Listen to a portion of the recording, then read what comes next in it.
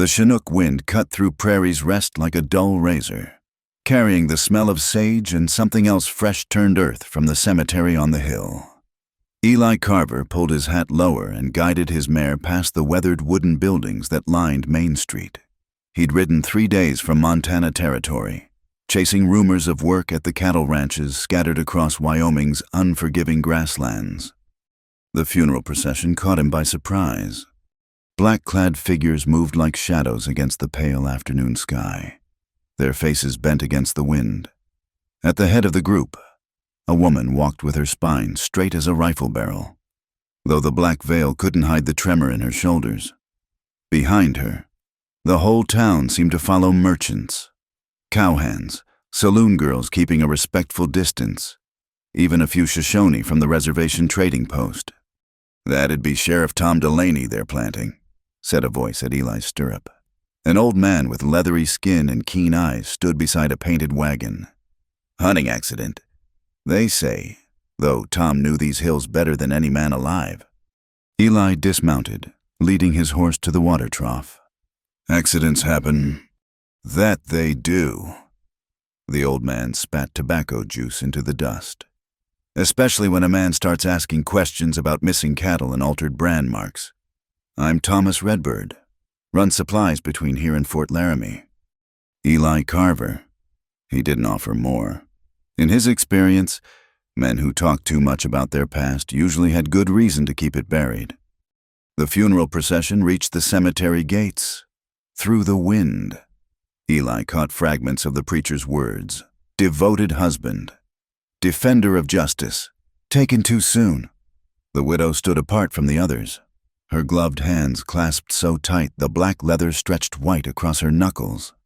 "May Delaney," Tomas said, following Eli's gaze. "Owns the general store now. Tom left her that and a piece of land with the only reliable water for 20 miles. Course, Silas Crowley's been eyeing that spring since before Tom got himself elected sheriff."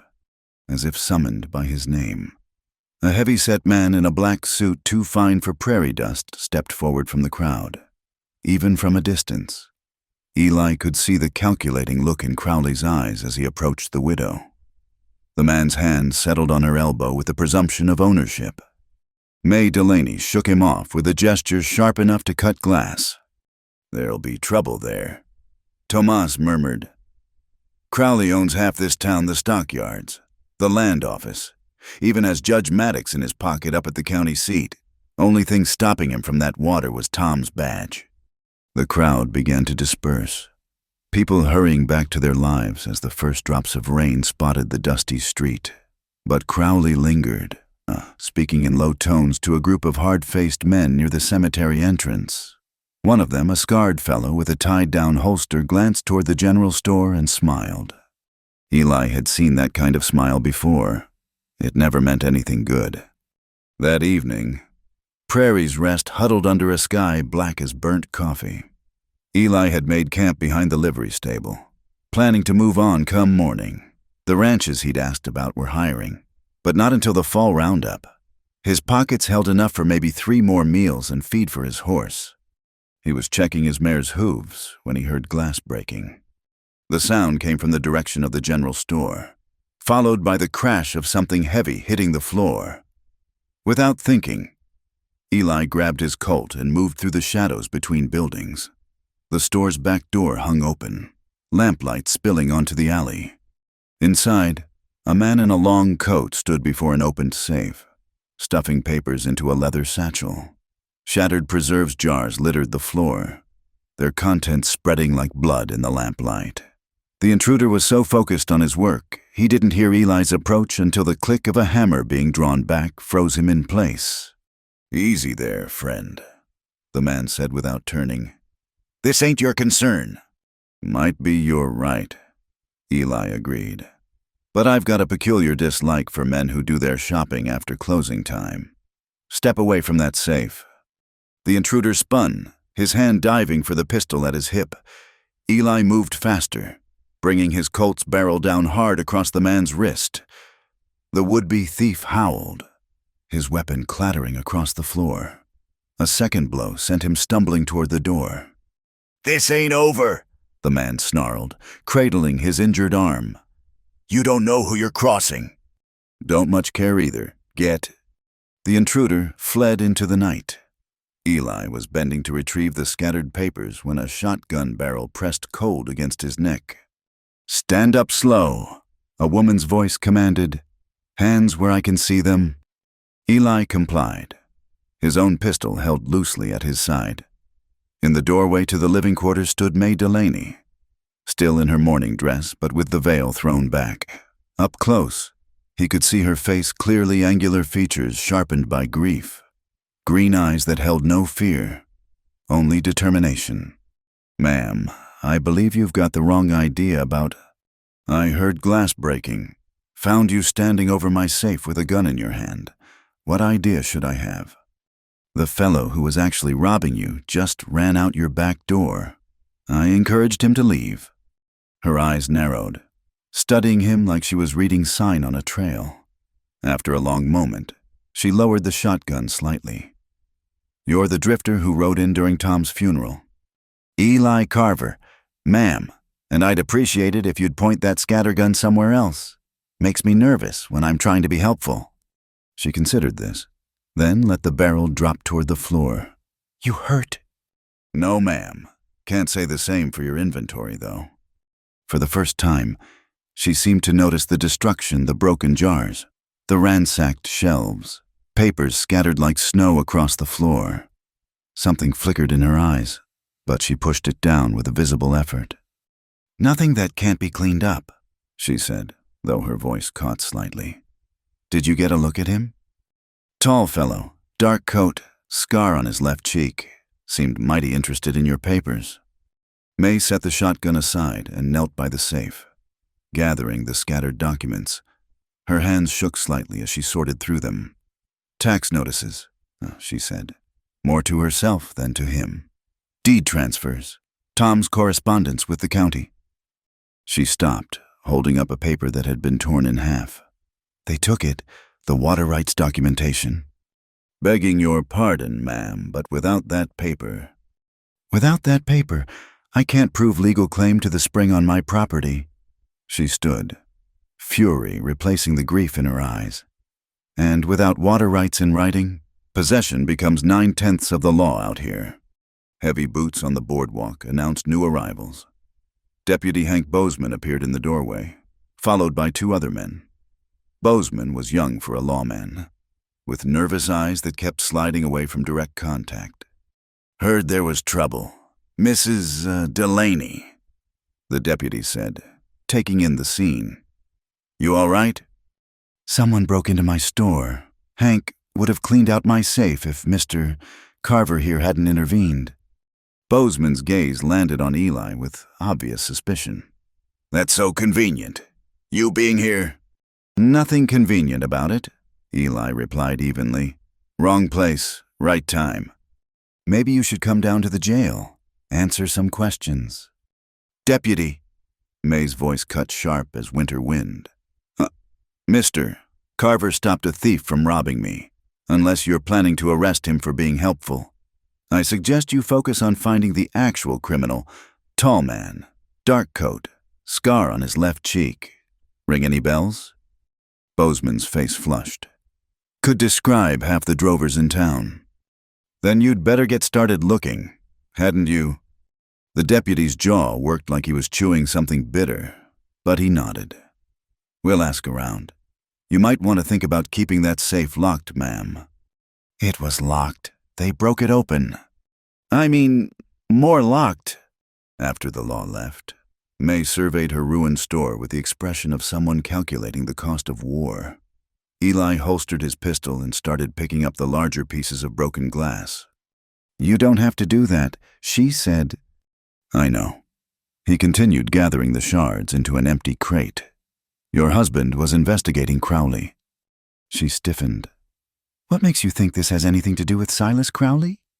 "Ma'am, I may be new to Prairie's Rest, but I've been enough places to know when a town's got a wolf among the sheep.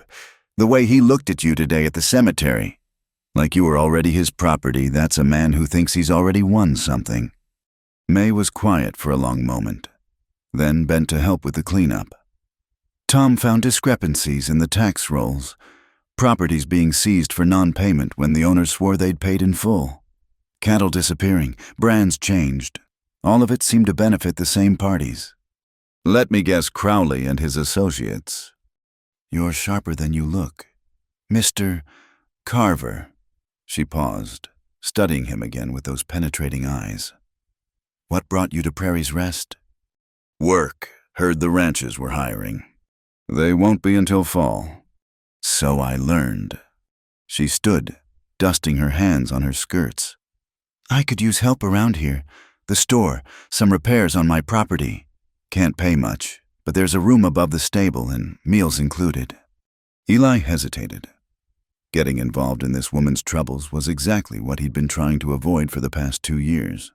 But the memory of that scarred face, the casual way the intruder had violated her home, stirred something he'd thought buried with his past. I'm not looking to stay long, he warned. Neither was Tom when he first came here. Her smile held more sadness than humor. Sometimes the Prairie has other ideas. Before Eli could respond, Preacher Whitcomb appeared in the doorway, a thin man with the aesthetic face of a medieval saint and the nervous manner of a rabbit. Mrs. Delaney. I heard there was... Oh. His gaze took in the destruction. Eli's presence, the shotgun still leaning against the wall. Is everything... There was an incident. Mr. Carver helped resolve it. I see. Yes. Well, Whitcomb fidgeted with his hat. I actually came about another matter. The town council met after the funeral. About your situation. May's shoulders tensed. My situation? The financial obligations. Your property taxes. The store licenses. Without a man to... That is, the law requires. He trailed off, looking miserable. Speak plainly, preacher. Whitcomb took a breath like a man about to jump off a cliff. There's an old territorial statute. Property-owning widows without male relatives must either remarry within 60 days or forfeit their holdings to the town trust for the protection of women. You understand.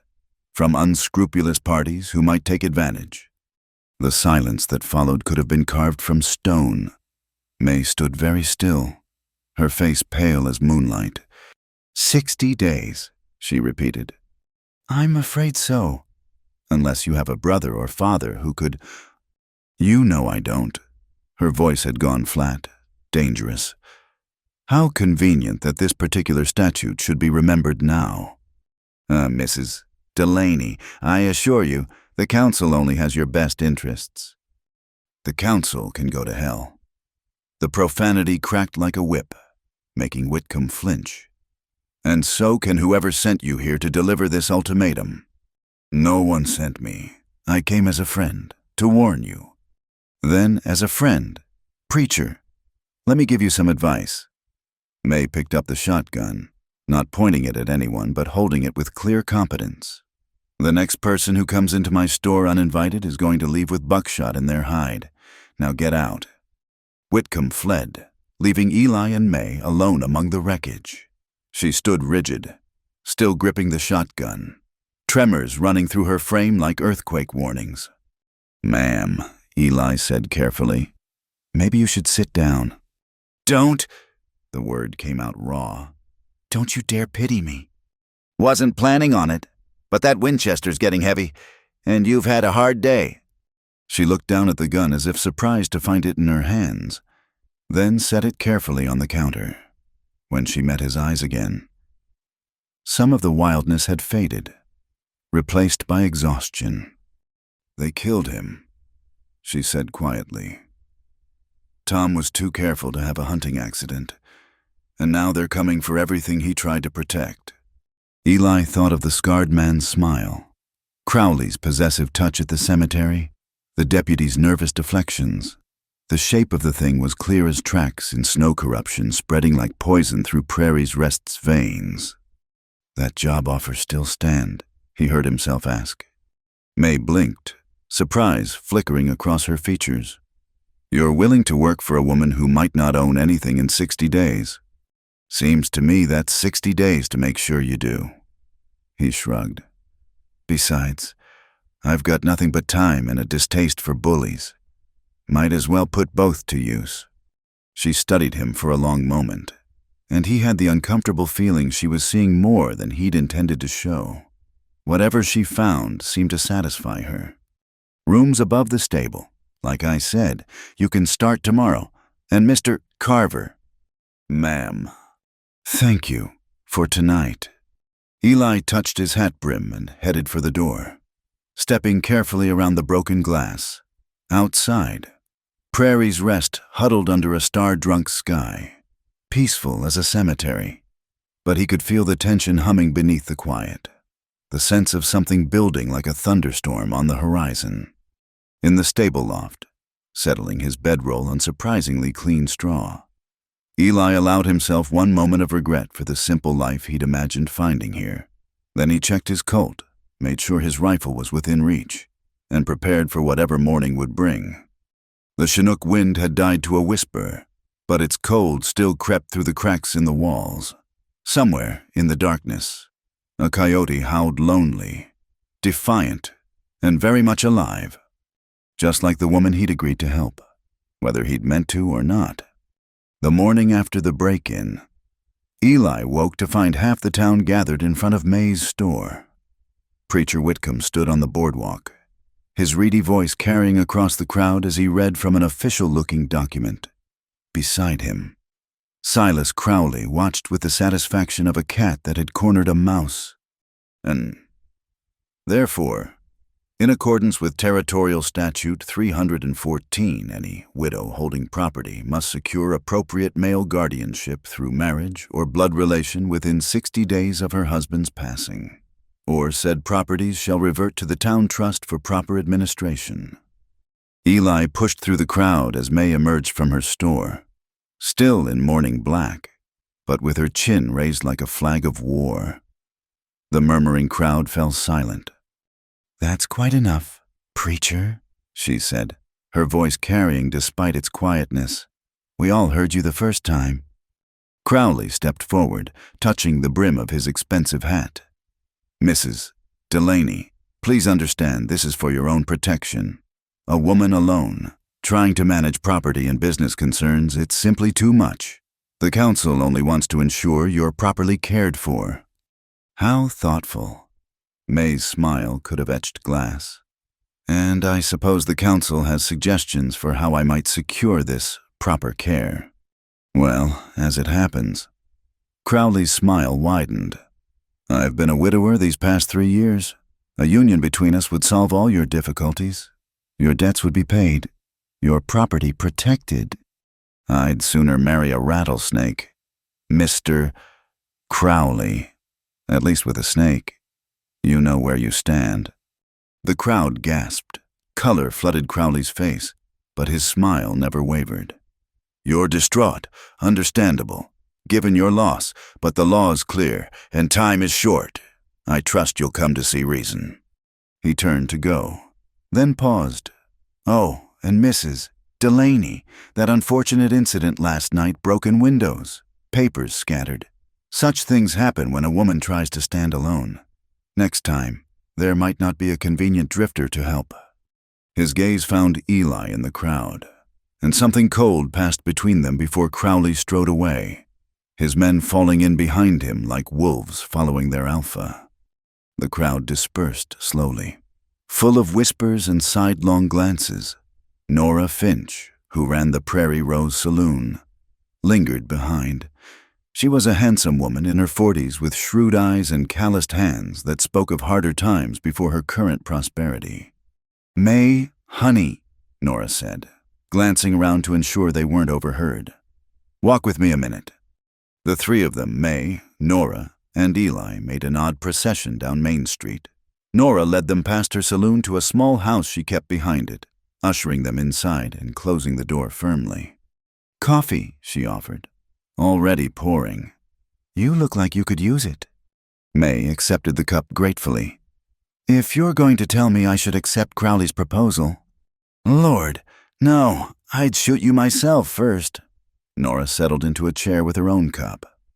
But you need to understand what you're up against. That statute they're using, it hasn't been enforced in 15 years. Crowley had to dig deep to find it. Then how can they? Because he owns Judge Maddox up at the county seat, bought and paid for. Any legal challenge will die before it reaches a courtroom. Nora's eyes sharpened. But there might be another way. May leaned forward. I'm listening. The law says you need a husband or male blood relative. It doesn't say the marriage has to be conventional. Nora glanced at Eli. Mr. Carver, you're new in town.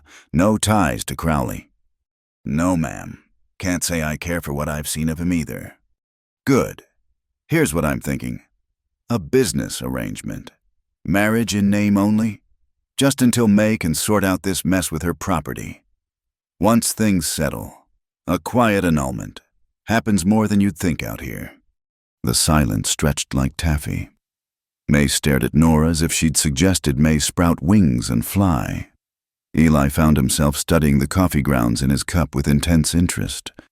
You're insane, May finally said. I can't ask a complete stranger to... You're not asking, I am. Nora turned to Eli. You seem like a decent man.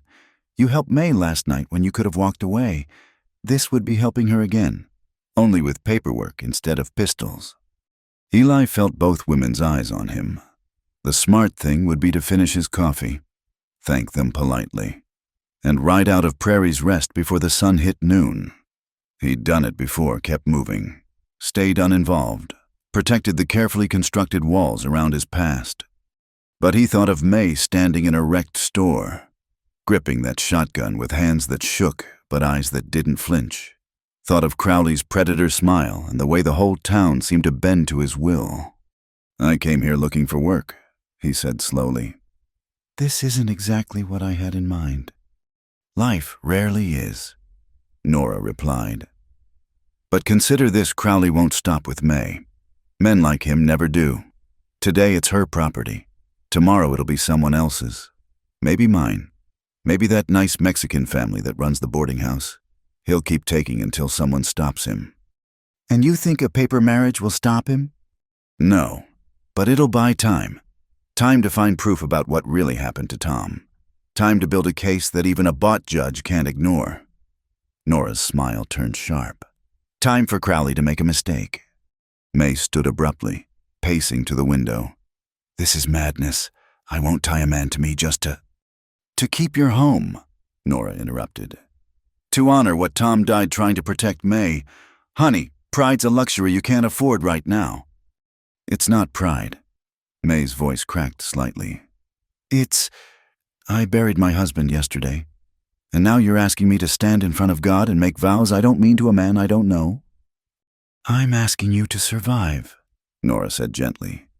Tom would understand. The room fell quiet except for the ticking of a mantel clock. Eli found himself thinking of another time, another place, when he'd faced a choice between what was smart and what was right. That time, he'd chosen smart and ridden away. The decision had haunted him for 2 years. If we did this, he said, and May's head snapped toward him, it would have to be clear. Business only, separate quarters, and when it's done, we part ways clean. Of course, Nora said quickly. May keeps her property and independence. You get, well, wages and a roof while you're here. Everyone wins except Crowley. May returned to her chair, sitting carefully as if her bones might break. Mr. Carver, why would you even consider this? He met her eyes, green as spring grass and twice as stubborn. Maybe I'm tired of watching bullies win. Maybe I need the work. Maybe I just don't like being threatened by men who wear too much pomade. He shrugged. Does it matter? She studied him for a long moment. Yes, it matters. I won't have another man's pity. Good, because I'm fresh out. What I've got is a practical solution to a practical problem. You need a husband to keep your property. I need a job and a place to stay. Seems like we can help each other without getting sentimental about it. Nora clapped her hands. Then it's settled. I'll speak to Preacher Whitcomb. No. May's voice was firm. If we're doing this, we're doing it right. In the church, proper witnesses, everything legal and binding. I won't give Crowley any excuse to challenge it. May, honey, are you sure? May laughed, short and bitter. I'm not sure of anything anymore. Nora, but I know I won't let that man take what Tom died protecting. If that means a business arrangement with Mr. Carver, so be it. She extended her hand to Eli, formal as a contract signing. Partners. Her palm was calloused from work, steady despite everything. Eli shook it once, firmly. Partners. 2 days later, Prairie's Rest witnessed the strangest wedding in its short history. The bride wore black. The groom looked like he'd rather face a stampede than stand at an altar. The congregation was split between those who thought May had lost her mind and those who admired her grit. Crowley sat in the back pew, his face carved from granite. Preacher Whitcomb performed the ceremony with obvious reluctance, stumbling over words he'd spoken dozens of times before. When he reached, "Speak now or forever hold your peace," the church held its breath, but Crowley only smiled, cold as winter moonlight. "Do you, May Elizabeth Delaney, take this man?" May's voice rang clear. "I do." "Do you, Eli Joseph Carver?" "I do." The words felt strange in Eli's mouth, like stones he might choke on. Beside him. May stood rigid as a fence post, her face pale above the black dress. "Then, by the power vested in me by the territory of Wyoming, I pronounce you man and wife. You may, that is, Whitcomb trailed off, clearly realizing the awkwardness of suggesting a kiss under the circumstances. May solved the problem by turning sharply and marching down the aisle, Eli following in her wake like a boat pulled by a strong current. Outside, the wedding party, such as it was, gathered in the churchyard. Nora hugged May fiercely. Thomas Redbird shook Eli's hand with a knowing look. Deputy Bozeman hovered at the edges, trying to look official while obviously confused about whose side he was supposed to be on. Crowley approached last, his men flanking him like an honor guard. "My congratulations," he said, voice smooth as oil. "Though I wonder, Mrs. Carver, is it now I wonder if you've truly thought this through?" "I've thought it through plenty, Mr. Crowley. Have you, because your new husband here is something of a mystery? No one knows where he came from, what he's done. For all you know, you've tied yourself to an outlaw, a killer." Eli felt his jaw tighten, but kept his peace. May stepped closer to Crowley, and for a moment, Eli thought she might spit in his face. "I know exactly who I married," she said quietly. "A man who helped me when I needed it, which is more than I can say for the upstanding citizens of this town." She took Eli's arm the first time she'd voluntarily touched him since their handshake and steered him toward the store. Behind them. Crowley's laughter followed like smoke. That evening, Eli found himself in the peculiar position of moving his few belongings from the stable to the house while maintaining the fiction of a real marriage for any watching eyes. May had cleared Tom's things from the back room, creating a space that was clean but impersonal as a hotel. "This should do," she said, not quite meeting his eyes. "There's a separate entrance through the kitchen if you need to come and go without. That is, for your privacy." "It's fine. Better than the stable." She nodded, fidgeting with her wedding ring. Tom's ring turned around so the stone faced her palm. "I've made stew, if you're hungry."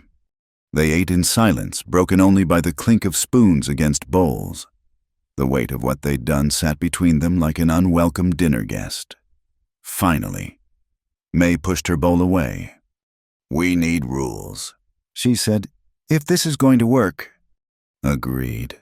"What did you have in mind?" "Separate lives, like we said. You'll help with the store and property work during the day, but evenings are our own. No. Expectations. No presumptions. Fair enough. What else? We present a united front in public, whatever our private arrangements. The town needs to believe this is real. That means attending church together, taking meals at the boarding house occasionally, the sort of things married couples do. Eli nodded. And when it comes to your investigation into Tom's death? May's eyes sharpened. What makes you think I'm investigating? You're not the type to let things lie. Neither was he, from what I hear. She was quiet for a moment. Tom kept journals, notes about the inconsistencies he found. I've been going through them, but carefully. If Crowley knew I had them... Where are they? Hidden, and they'll stay that way until I know I can trust you. Fair enough? Eli pushed back from the table. Anything else? Yes. May stood as well, squaring her shoulders. When this is over, when we've stopped Crowley and saved my property, you'll leave. No arguments, no lingering. We end this clean. That's what I plan to do anyway. Good. Then we understand each other. She started to turn away, then paused. Mr. Carver Eli, what you did today, I know it wasn't easy. I'm grateful, even if I'm too proud to show it properly. Don't mention it. Really, this is business. Remember? Yes, business. She managed a small smile.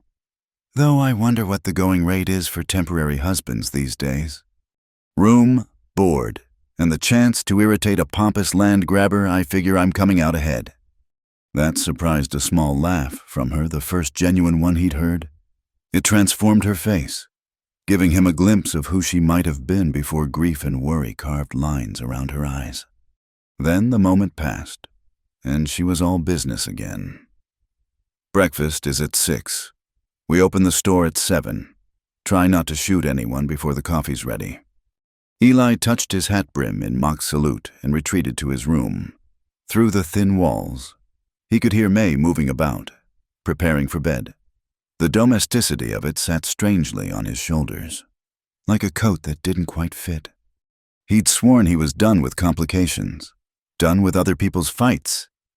Yet here he was, married to a woman he barely knew, preparing to face down a man who probably had half the territory in his pocket. As he lay on the narrow bed, listening to the prairie wind test the windows, Eli wondered if he'd finally found something worth standing still for, or if he'd just painted a bigger target on his back. Time would tell. It always did.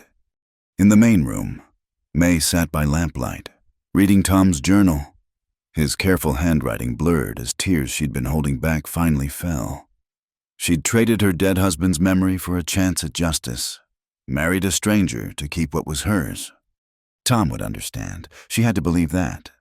Outside, Prairie's rest settled into uneasy sleep, unaware that the war for its soul had just begun. The drought came like a thief in the night, stealing moisture from the air until the prairie grass crackled underfoot like old bones. 3 weeks after the wedding, Prairie's rest baked under a sun that seemed personal in its cruelty. The spring on May's property, once reliable as sunrise, had slowed to a trickle. Eli found Thomas Redbird kneeling by the creek bed that fed the spring, running sandy soil through his fingers. The older man's face was grave as a church deacon's. Bad, Eli asked, though he could see the answer in the cracked earth.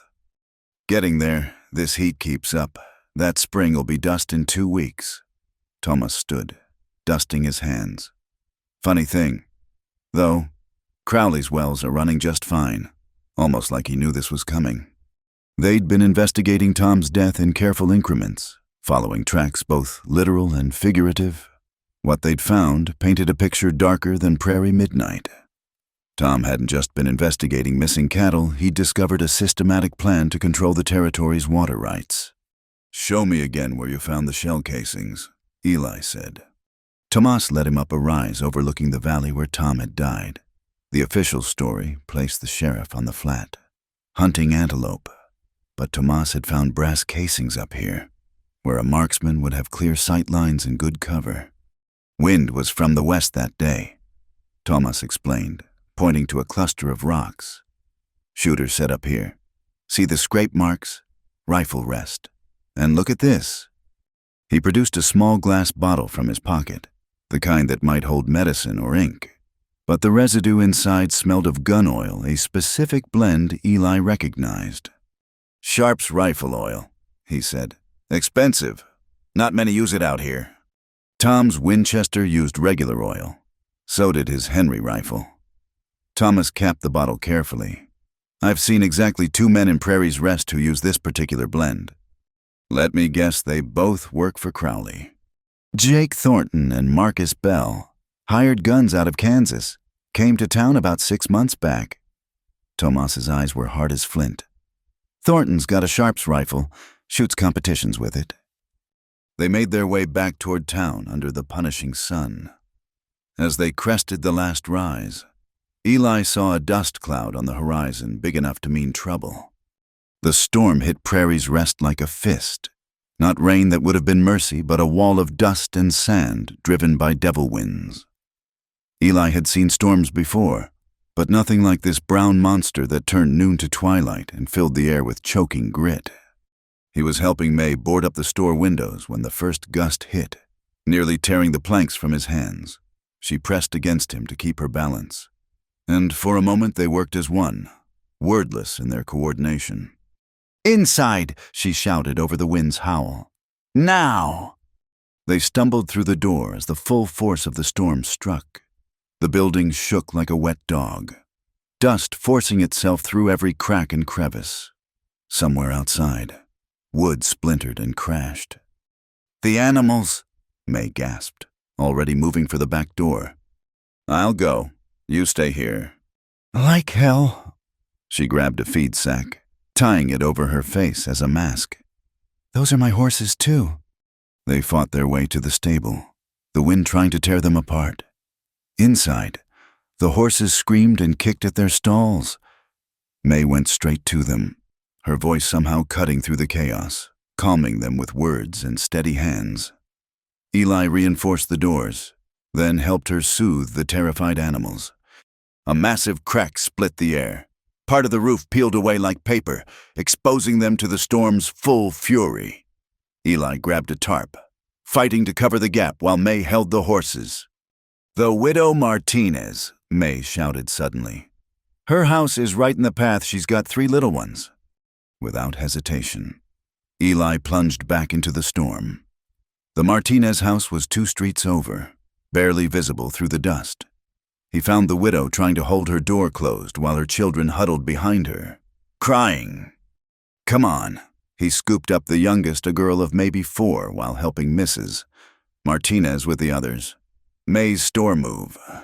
They struggled through the tempest, Eli shielding the children as best he could. Halfway there, the middle child, a boy of 6, was torn from his mother's grasp by a violent gust. Eli thrust the girl at Mrs. Martinez and dove after the boy, catching him just before he would have been swept into the maze of flying debris. Back at the store, May had turned the back room into a makeshift shelter. She immediately took charge of the children, wrapping them in blankets, checking for injuries. Her hands were gentle but efficient, and Eli saw her slip peppermint sticks to each child when their mother wasn't looking. "Eli, your arm," she said quietly. He looked down, surprised to see blood seeping through a tear in his shirt. Flying debris had opened a gash without him noticing. May guided him to a chair, her fingers surprisingly steady as she cleaned and bandaged the wound. "Hold still," she murmured, bent close enough that he could smell lavender soap beneath the dust. "This'll sting." It did, but he found himself focused more on the determined line of her mouth, the way she bit her lip in concentration. When she finished, their eyes met for a moment that stretched like pulled taffy. "Thank you," she said simply, "for the Martinez family." "It's what anyone would." "No," her hand briefly covered his. "It's not." The storm raged for 3 hours. When it finally passed, Prairie's Rest looked like it had been chewed up and spat out. Roofs were gone, windows shattered, fences scattered across the prairie like broken teeth. But the people endured. They emerged from whatever shelter they'd found, blinking in the sudden stillness, and immediately set about helping each other. Eli watched May organize the relief efforts with quiet admiration. She sent groups to check on the elderly, organized food distribution, turned her store into a medical station for the injured. Deputy Bozeman appeared, looking overwhelmed. "Mrs. Carver, Mr. Crowley says he can provide emergency supplies, but—" But what? May's voice could have cut leather. "He wants water rights as collateral. Says it's only fair, given the risk." The silence that followed was deafening. Several townspeople who'd been listening stepped closer, faces dark with anger. "That man," said Mrs. Chen from the laundry, "is a vulture." "Tell Mr. Crowley," May said evenly, "that Prairie's Rest will manage without his generosity. We take care of our own."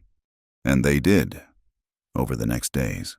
The town pulled together in ways that surprised everyone. The saloon girls from Nora's place worked alongside the church ladies, mending and cleaning.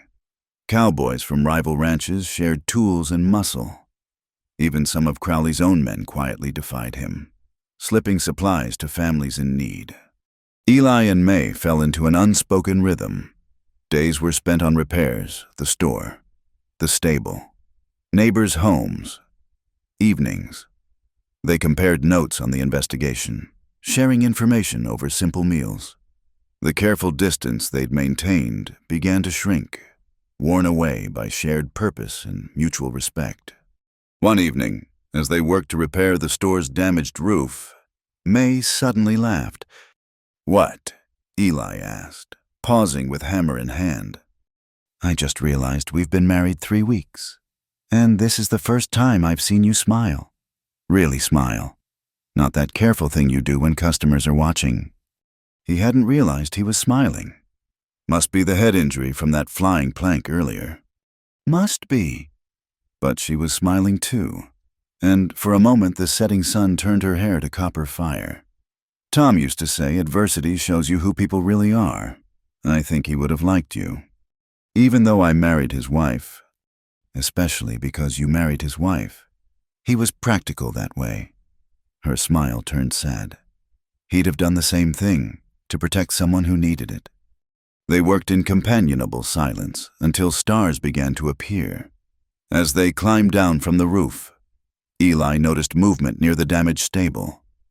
A figure slipped through the shadows, tall, wearing a long coat despite the heat. "May," he said quietly. "Inside, now." She followed his gaze and obeyed without question. They moved through the store to where Tom's rifles were kept. May selected a Winchester with practiced ease. "How many?" she whispered. "Saw one, probably more." A board creaked on the front porch, another at the back door. They were surrounded. "They're not here to rob us," May said, checking her ammunition. "Not this many, not after what happened before." "No," Eli agreed, memory flashing to the bottle of Sharp's rifle oil. "They're here to end this." Glass shattered as something flew through the window, a lit torch that rolled across the floor, spreading flames. May stomped it out while Eli covered the window, catching a glimpse of at least 4 men outside. "Eli Carver," a voice called from the darkness. Jake Thornton, if Eli's guess was right. "You picked the wrong side, friend. But it ain't too late. Send out the woman and walk away. This doesn't have to be your fight." Eli exchanged glances with May. She shook her head slightly, fierce as any warrior. "Appreciate the offer." Eli called back. "But I'm particular about the company I keep. Rather stand with one honest woman than a dozen hired snakes." "Your funeral, then." More torches flew through windows. May rushed to fight the flames while Eli returned fire, driving the attackers back.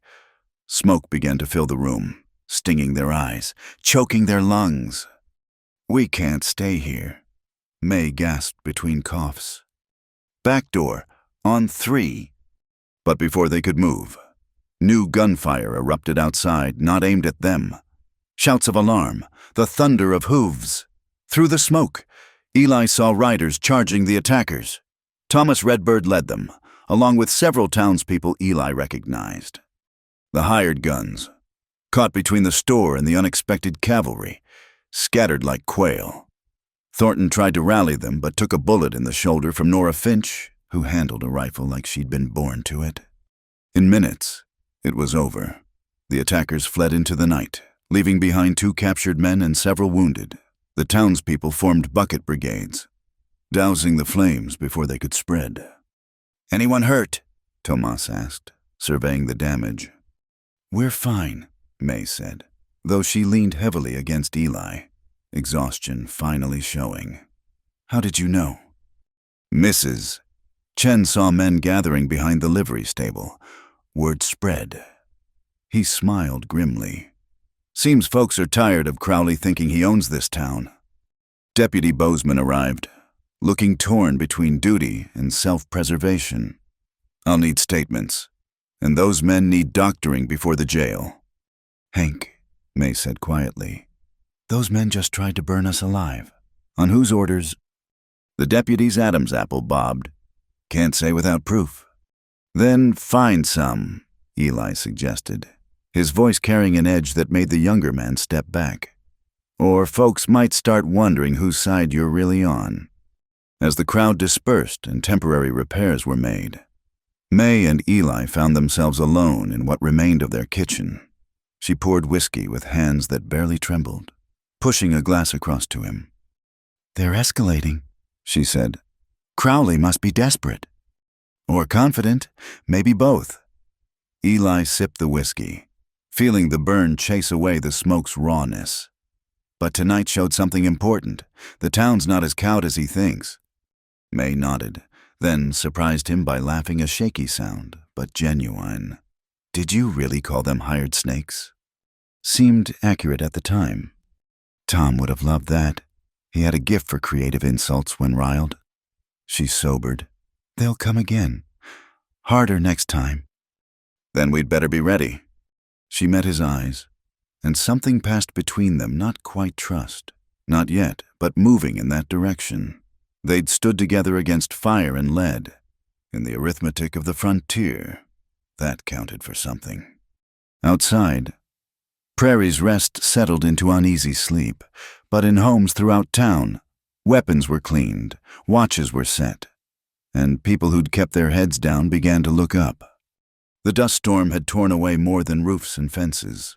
It had stripped bare the illusion of Crowley's absolute power, revealing the steel beneath Prairie's Rest's weathered exterior. The real storm was still coming, but now, at least, they wouldn't face it alone. The argument started over something trivial, a broken harness that needed mending. But like most fights between people dancing around deeper truths, it quickly became about everything else. "I told you I'd fix it tomorrow," Eli said, not looking up from the ledger he was reviewing. 3 days of tallying storm damage had left them both raw-edged and short-tempered. "Tomorrow," May's voice carried a bite sharp as winter wind. "Like you were going to fix the loose board on the porch tomorrow, or help Mrs. Patterson with her fence tomorrow. Your tomorrows are piling up like cordwood. Mr. Carver." He set down his pencil with a deliberate care. "Maybe if you weren't so quick to volunteer my labor to every soul in town." "Every soul in town helped save our lives 3 nights ago. Or did you forget that while you were brooding over those books?" "Brooding." He stood, the chair scraping against wood. "I'm trying to figure out how to keep this place afloat when half our inventory was destroyed and Crowley's blocked every credit line from here to Cheyenne." "Don't you dare make this about money." May stepped closer, green eyes flashing. "This is about you pulling away every time we start to—" She broke off, color flooding her cheeks. "Start to what?" His voice had gone quiet, dangerous. "Nothing. Forget it." "No, finish what you were saying. Every time we start to what?" "May." She turned away, gripping the counter's edge. "It doesn't matter. We both know what this is. A business arrangement. Temporary." The word hung between them like a blade. Eli felt something twist in his chest, anger or something more complicated. He couldn't tell. "That's right," he said coldly. "Temporary. Good thing we both remember that. May whirled to face him. Oh, I remember. I remember every morning when you slip out before dawn like you're afraid someone might see us acting like actual married folks. I remember how you flinch when anyone calls me Mrs. Carver. I remember. What do you want from me?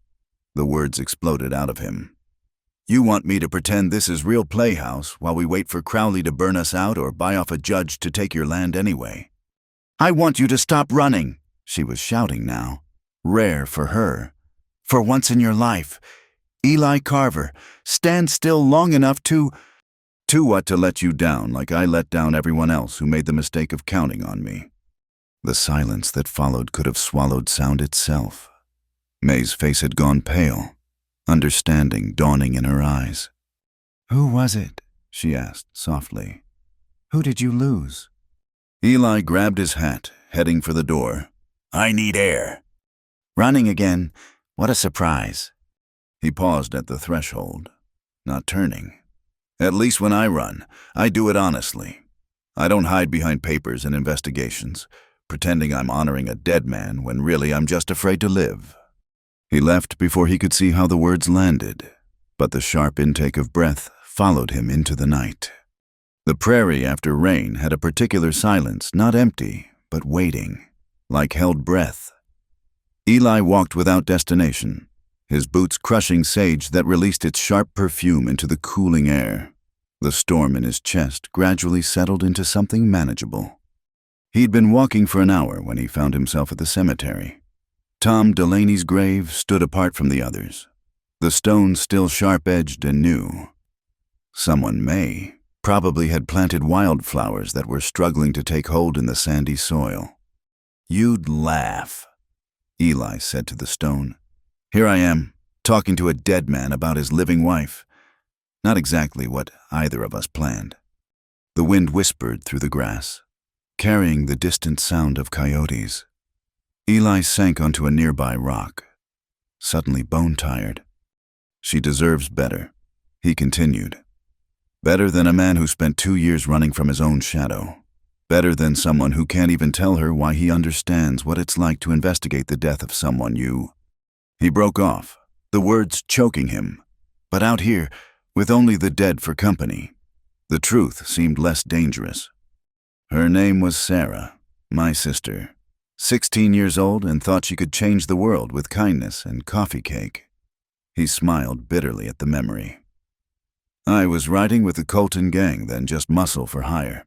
I told myself, nothing serious. Until they decided to rob the bank in the town where Sarah worked as a schoolteacher. The moon emerged from behind clouds, washing the cemetery in silver light. I tried to stop it, tried to get word to her, get her out of town. But Colton found out, said I was getting soft. Couldn't be trusted. His hands clenched. They went ahead with the robbery. Sarah was walking past the bank when the shooting started. Stray bullet. She died in the street while I sat in a jail cell 2 towns over, arrested for trying to steal a horse to get to her. The confession hung in the air like smoke. He'd never spoken it aloud, not to anyone. The weight of it had driven him from place to place, always moving before anyone could get close enough to see the guilt that ate at him, like rust. So now you know, he said to Tom's grave. Why I can't stay. Why I shouldn't have agreed to this. Your wife's got courage enough to fight for justice. All I've got is a talent for failing the people who need me. The walk back took longer, his feet reluctant to return to the scene of harsh words. But when he reached the store, he saw May sitting on the porch steps, wrapped in a shawl against the chill. She looked up as he approached, and he could see she'd been crying. I'm sorry, they said simultaneously, then stopped. Surprised? May patted the step beside her. After a moment's hesitation, Eli sat, careful to leave space between them. I shouldn't have said that about Tom, he offered. It was cruel. It was also true. She pulled the shawl tighter. I have been hiding behind the investigation. It's easier than admitting he's really gone. Easier than facing what comes next. They sat in silence, watching stars pierce the clearing sky. Finally, May spoke again. I was afraid. You know, when you didn't come back right away. Afraid you decided to leave for real. She laughed shakily. Silly, considering that's exactly what we agreed would happen eventually. May... No, let me finish. She turned to face him, moonlight catching the determination in her eyes. I know this started as a business arrangement. I know you never asked for any of this. But somewhere between that first night and now, I started to... She paused, choosing words carefully. I started to rely on you, not just for the work or the protection, but for more. Eli felt his chest tighten. May, I'm not a good man because you made mistakes. She shook her head. Eli, I've watched you these past weeks. You work yourself raw helping neighbors who can't pay. You treat everyone with respect from Mrs. Chen to the saloon girls to Thomas. You stood between me and fire without hesitation. If that's not good, I don't know what is. You don't understand. My sister... Tell me. So he did.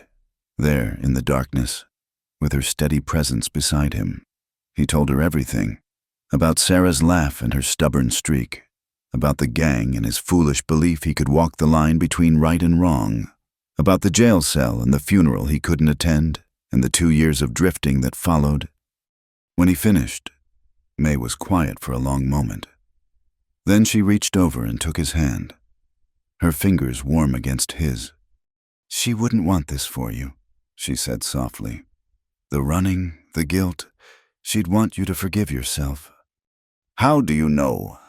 Because that's what people who love us want. Tom, her voice caught.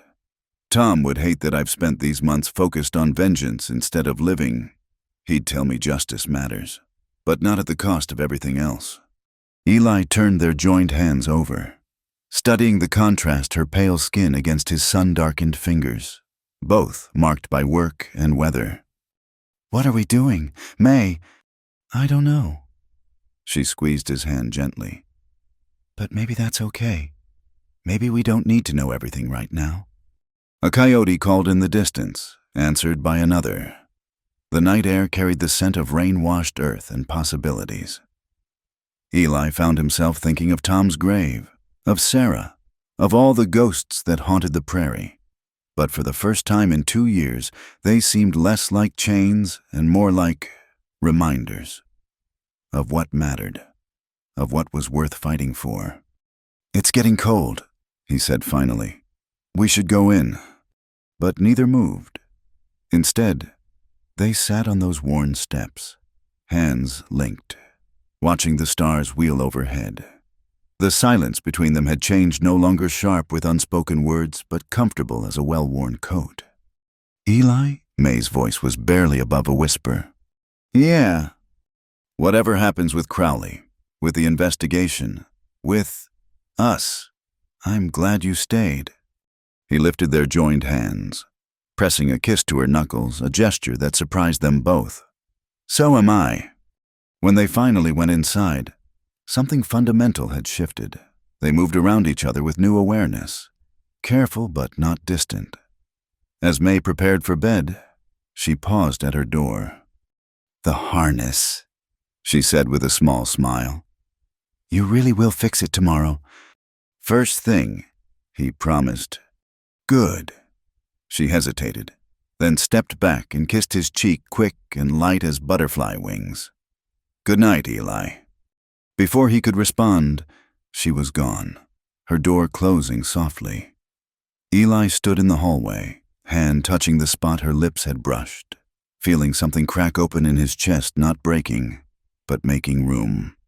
Outside, the prairie wind sang through the grass, and Prairie's rest slept on, unaware that in one small house, 2 wounded souls had taken the first tentative steps toward healing.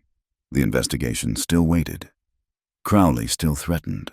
Justice still demanded its due. But tonight, for the first time, Eli Carver thought maybe, just maybe, he'd found something worth standing still for. In her room, May pressed her fingers to her lips, feeling the echo of that impulsive kiss through the wall. She could hear Eli moving about, preparing for bed. The careful distance they'd maintained was dissolving like morning frost, leaving something warmer in its wake. She thought of Tom, wondering if he'd approve. But in her heart, she already knew the answer.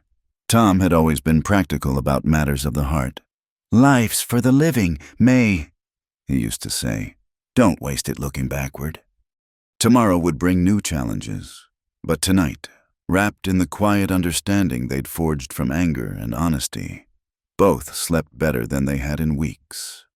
The brooding cowboy's first kiss lit the silent prairie afire, not with passion yet, but with possibility. And in a land where hope was sometimes the scarcest commodity of all, that was no small thing. The broken sheriff's badge lay in Eli's palm like an accusation. They'd found it wedged between rocks at Devil's Canyon.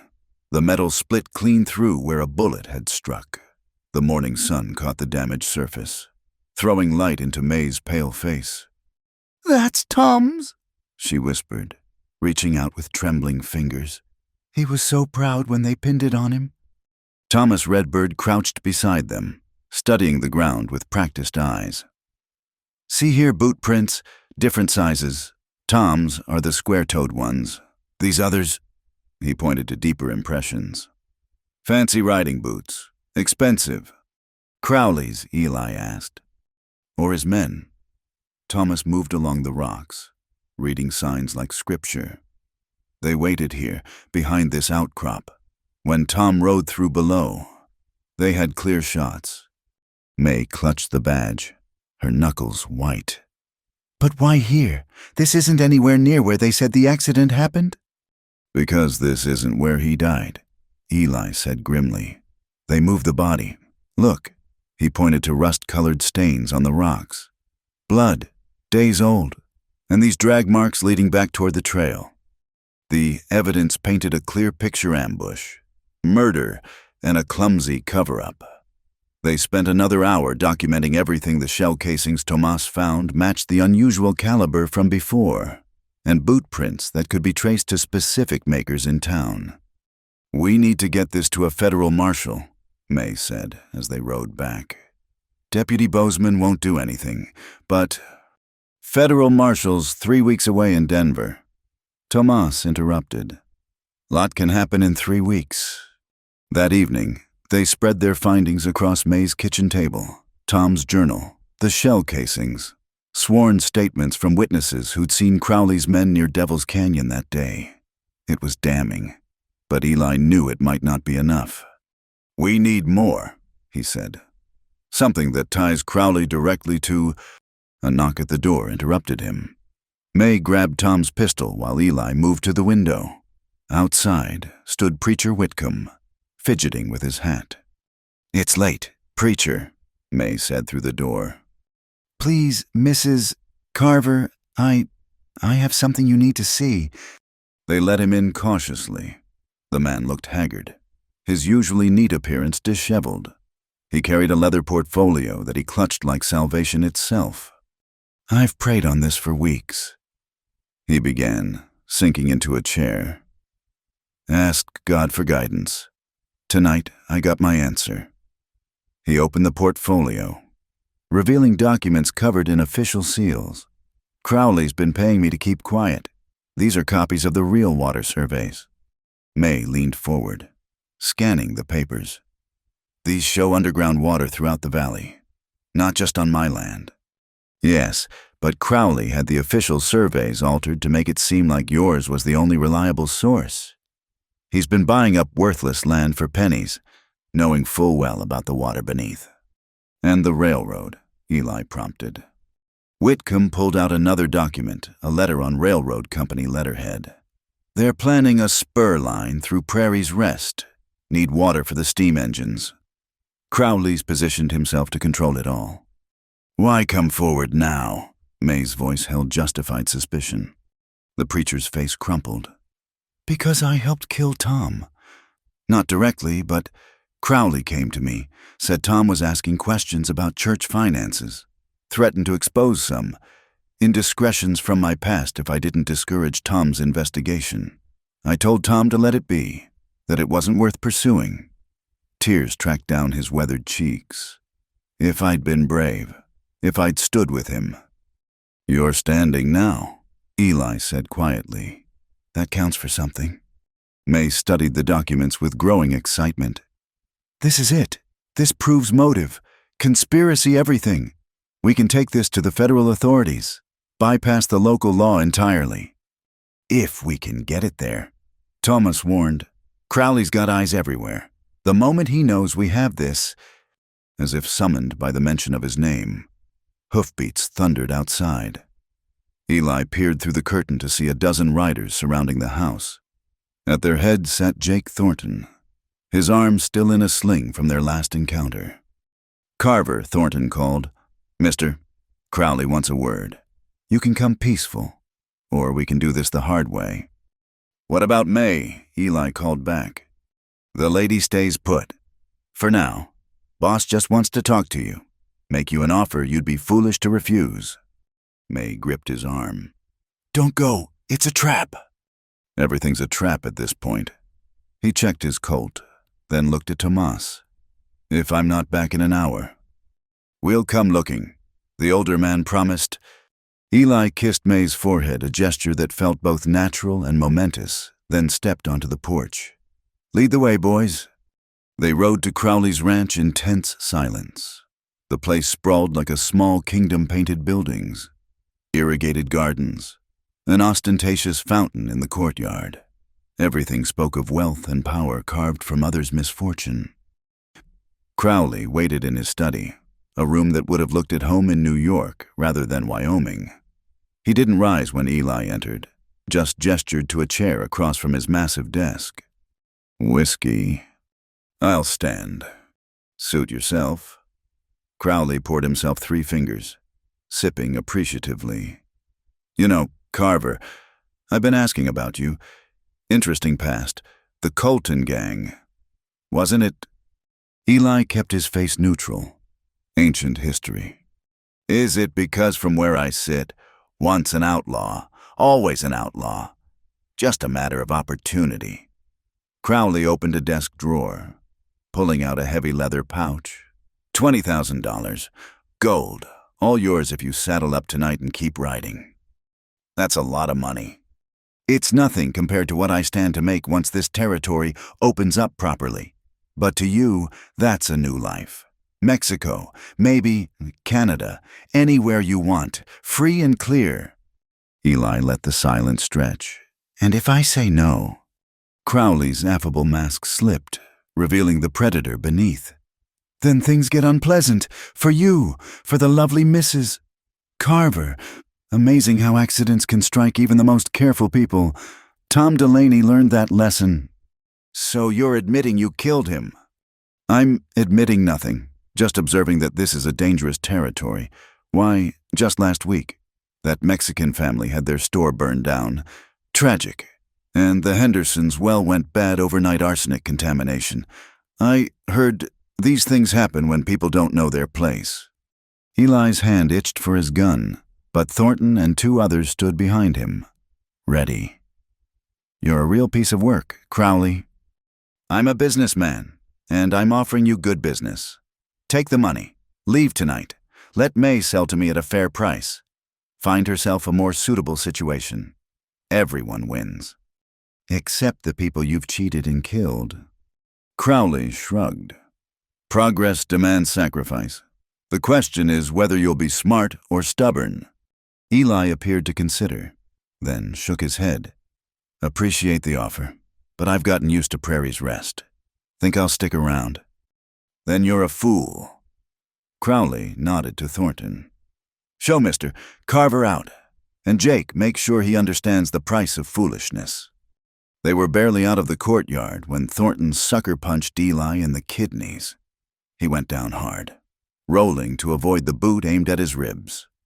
2 more men joined in, professional about their violence, enough to hurt and warn, not enough to cripple. Yet, should have taken the money. Thornton grunted, landing another blow. "Now you'll get buried beside that sheriff you're so keen on avenging." Eli tasted blood, felt ribs protest, but managed to grab one attacker's leg and bring him down. In the scuffle, something fell from Thornton's pocket, a letter, which Eli palmed even as fists found him again.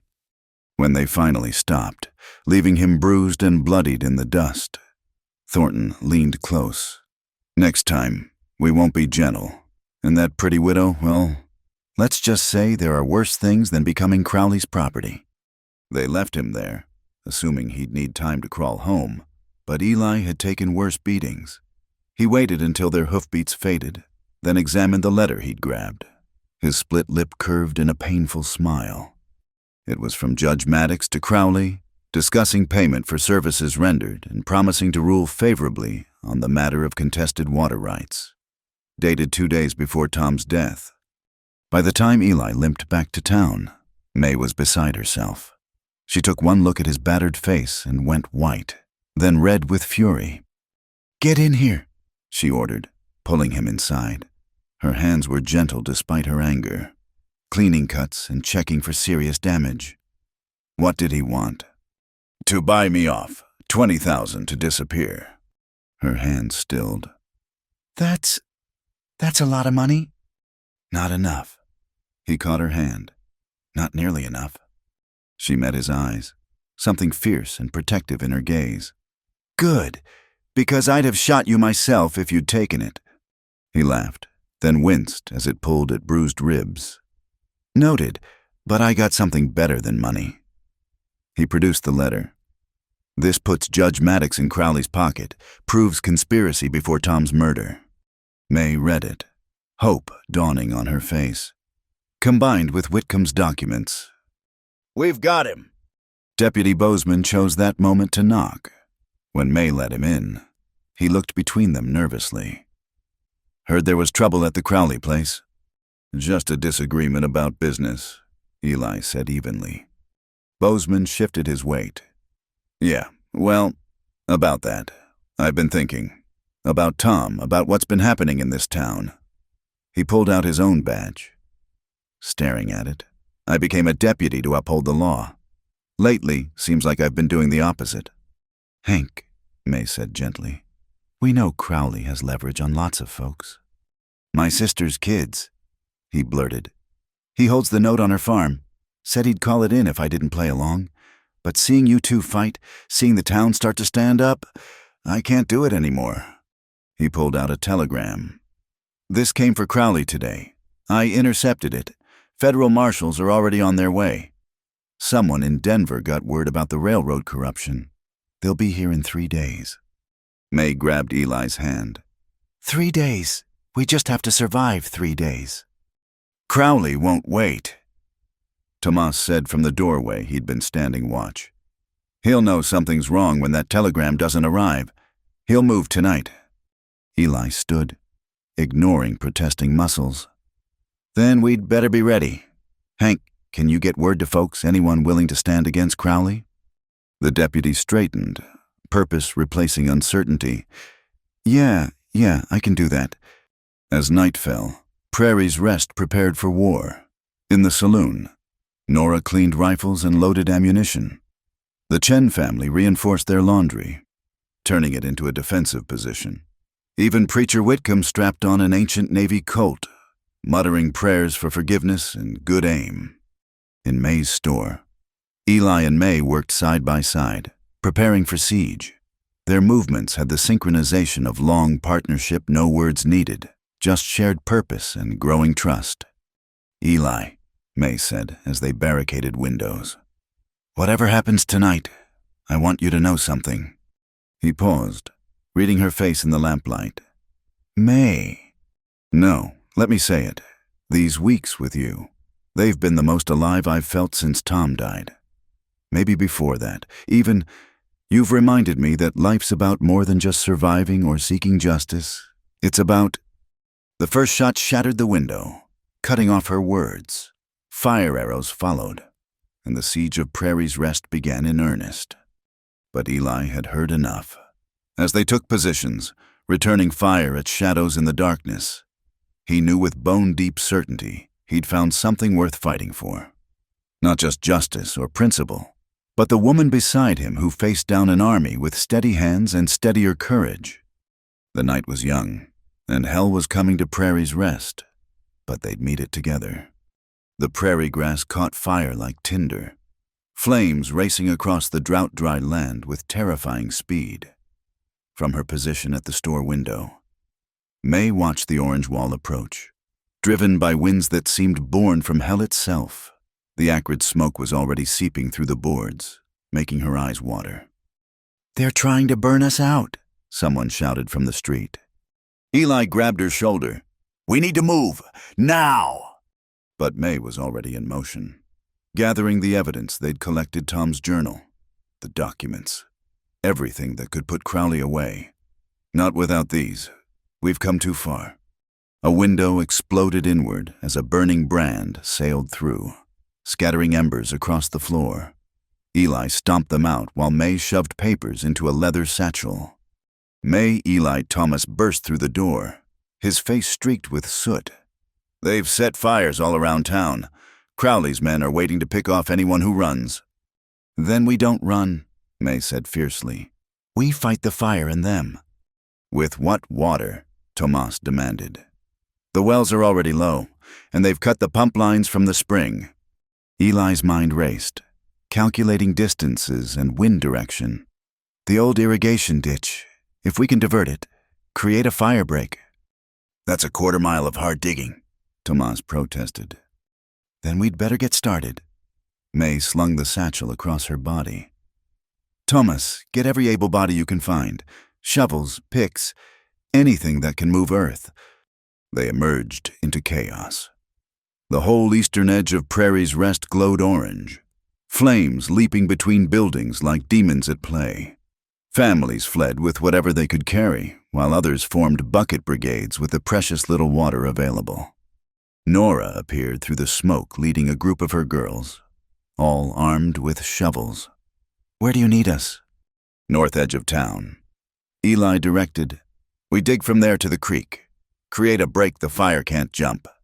As they ran toward the irrigation ditch, gunfire crackled from the darkness. Crowley's men taking advantage of the chaos. A man beside Eli grunted and fell, clutching his shoulder. "Keep moving," May shouted, helping the wounded man to cover. "They want us to stop and fight. Don't give them what they want." At the ditch, they worked with desperate efficiency. Men, women, even older children grabbed tools and tore at the earth. The Chen family worked alongside the church ladies, social boundaries meaningless in the face of destruction. Deputy Bozeman appeared with a dozen volunteers, including some of Crowley's own ranch hands, who decided their pay wasn't worth participating in wholesale slaughter. "Dig at an angle," Eli instructed, his own hands already bloody from the work. "We need to channel the water and widen the break simultaneously." The fire grew closer, heat washing over them in waves. Smoke thickened until they worked by feel as much as sight. May labored beside him, her dress torn and dirty, face streaked with soot and sweat.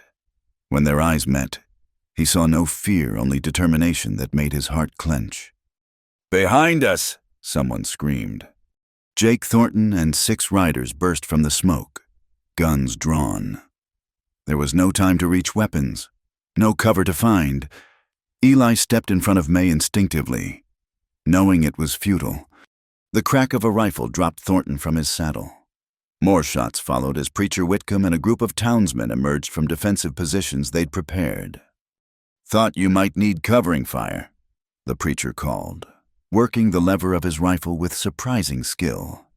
Thornton's men scattered, returning fire wildly. In the confusion, Eli spotted movement Crowley himself, using the smoke as cover, making for the store, making for the evidence.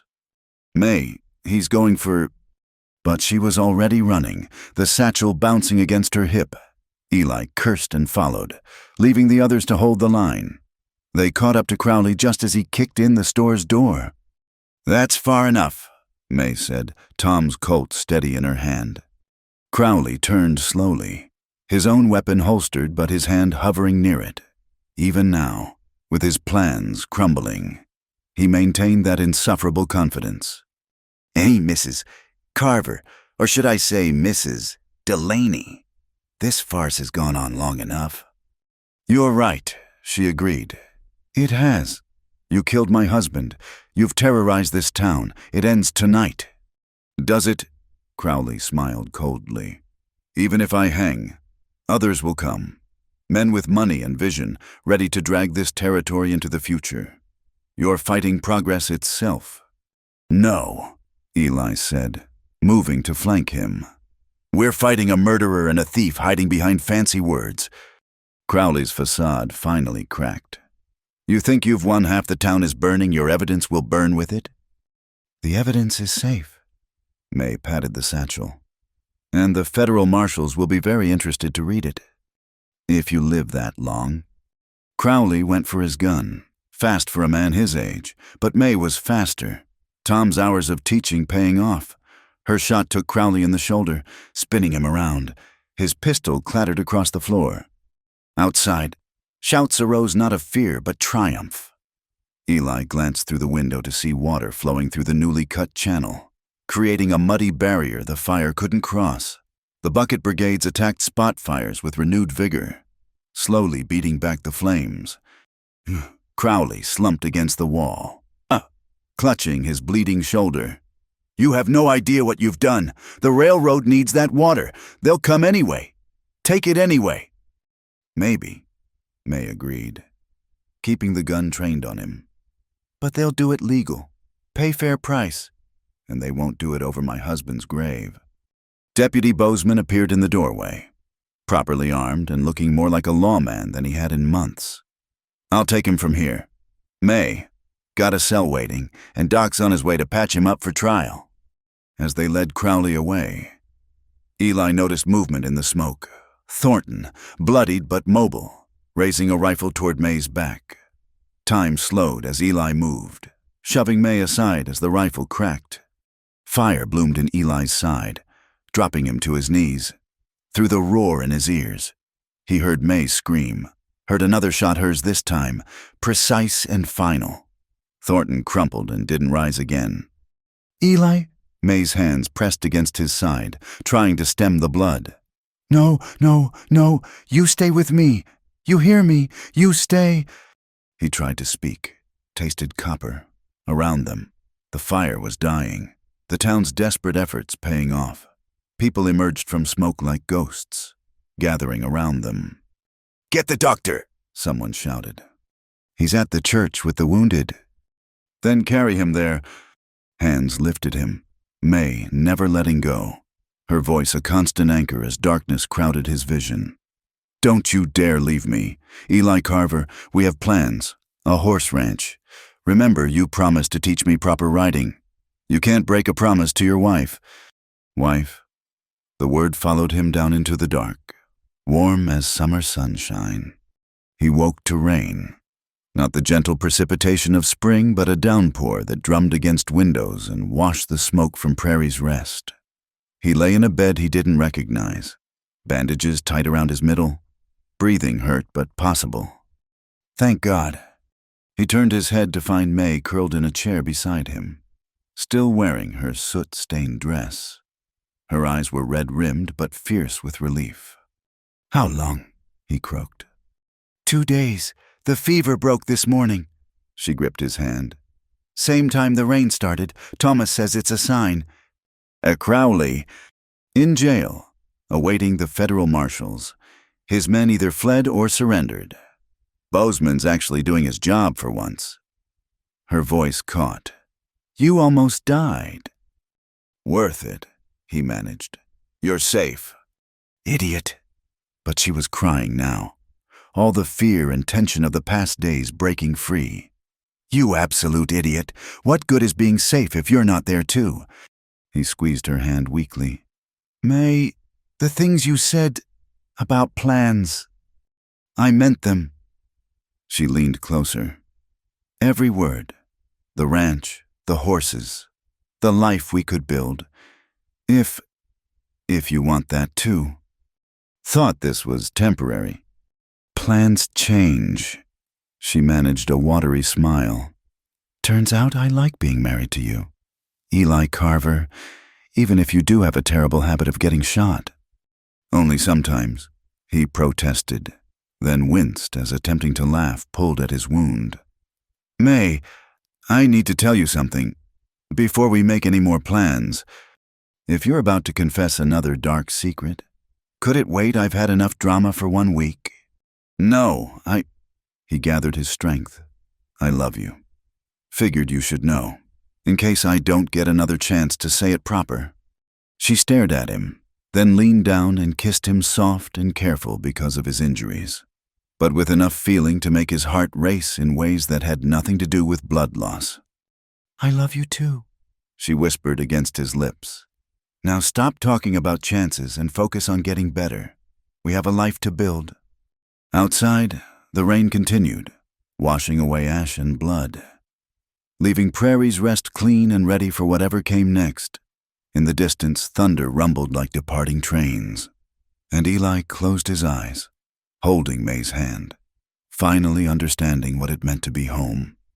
The brooding cowboy and the sheriff's widow had found their way through fire and led to something neither expected, a love forged in hardship, but tempered by trust. And in the newly washed streets of Prairie's Rest, hope bloomed like prairie flowers after rain. Later, Doc Morrison would tell anyone who listened that he'd never seen a man heal so fast, crediting May's constant presence and the town's prayers. But Eli knew the truth when a man finally finds something worth living for. Dying simply isn't an option. The real work would come later, rebuilding, testifying at trials, establishing that horse ranch they dreamed about in desperate moments. There would be challenges and setbacks, bad days and good. But for now, with the rain washing the world clean and May's hand warm in his, Eli Carver was content to simply breathe, to heal, and to contemplate the unexpected gift of a future he'd never dared imagine. The prairie had tested them with everything it had: drought and fire, violence and greed. They'd survived it all, and in surviving, discovered something rarer than water in drought season, a love that could weather any storm. The federal marshals took Silas Crowley away in chains on a Tuesday morning that sparkled with the promise of change. Prairie's Rest had gathered to watch not from bloodthirstiness, but from a need to see justice done with their own eyes. May stood on the boardwalk outside her store, Eli beside her, his arm still bound but healing well. "That's that, then," Deputy Bozeman said, watching the prison wagon disappear into the distance. He fingered the new sheriff's badge on his chest. The town council had voted unanimously after his actions during the fire. "Judge says he'll hang for Tom's murder, plus the conspiracy charges." "It doesn't bring Tom back," May said quietly. "But it's something." Hank nodded. "I've got rounds to make. This badge, I want to wear it the way Tom would have." After he left, May and Eli stood in comfortable silence, watching Prairie's Rest wake up around them. The fire damage was still visible, blackened timbers, empty lots where buildings had stood, but everywhere were signs of rebuilding. The sound of hammers and saws had replaced gunfire. Hope had replaced fear. "I've been thinking," May said eventually. "Dangerous habit," Eli teased, earning an elbow to his good side. "I'm serious about us, about what comes next." She turned to face him fully. "You married me to save my property. We stayed married because things changed. But now that Crowley's gone, the danger's past." "You asking if I want out?" Eli's voice was carefully neutral. "I'm asking what you want, period. No obligations, no forced circumstances, just what do you want?" He was quiet long enough that May's heart began to sink. Then he took her hand, threading their fingers together with deliberate care. "I want to wake up next to you every morning," he said simply. "I want to build that horse ranch we talked about. I want to argue with you about the right way to break a Mustang and make up over coffee. I want—" He paused, struggling for words. "I want the life we started building when we thought we were just pretending." May's breath caught. "Even though I tricked you into marrying me." "You didn't trick me. You offered me a job and a purpose when I was drifting. Everything else," he squeezed her hand, "everything else, we chose." "Then choose again," she said, her voice steady despite the tears threatening. "Choose me. Choose us. Choose to stay. Not because you have to, but because you want to. Instead of answering with words, Eli kissed her there on Main Street, in full view of half the town. It wasn't their first kiss that honor belonged to a moment of desperate hope on the prairie, but it was their first as a couple choosing each other freely, without the shadow of danger or obligation. When they broke apart, Mrs. Chen was applauding from her laundry, and Nora called from the saloon. About damn time. The next weeks passed in a blur of activity. The evidence against Crowley's network ran deeper than expected, revealing corruption that stretched to the territorial capital. More federal investigators arrived, and Prairie's Rest found itself at the center of a massive cleanup effort. Preacher Whitcomb, having testified to his own part in the corruption, resigned his position, but instead of leaving in shame, he stayed to help rebuild, working with his hands for the first time in years. Redemption isn't just about words, he told anyone who'd listen. It's about actions. The town council met to address the old law that had forced May and Eli together in the first place. With Crowley's puppets removed and new members elected, including Nora and Mrs. Chen, the archaic statute was struck down unanimously. No woman should need a man's name to keep what's hers, Nora declared to hearty applause. May stood to address the crowd. I appreciate the gesture, but I'll be keeping my husband's name all the same. Both of them. She glanced at Eli, who tried to look stern but couldn't hide his smile. May Delaney Carver has a nice ring to it. One evening, as they worked on plans for the horse ranch, Thomas arrived with news. Railroad company sent a representative. He reported, "Want to negotiate for water rights. Fair and square this time." "What did you tell them?" Eli asked. "To talk to the Water Rights Committee." Tomas grinned. "The one we just formed. You two, me, Nora, Bozeman, and a few others. Figure if we handle it together. No one person can be corrupted or pressured." May laughed. Tom would have loved that, using democracy to fight greed. "He'd have loved seeing you happy," Tomas said gently. "Both of you." The railroad negotiations went smoothly, with the company paying fair prices for water access and even funding a new well for the town. The influx of money and legitimate business transformed Prairie's Rest from a struggling frontier town to a thriving waypoint.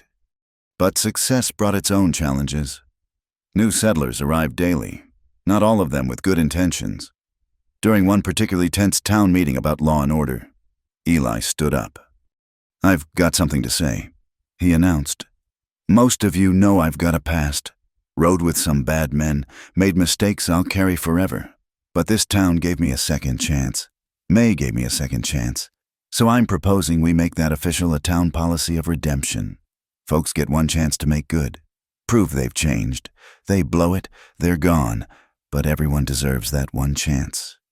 The motion passed, though not without debate.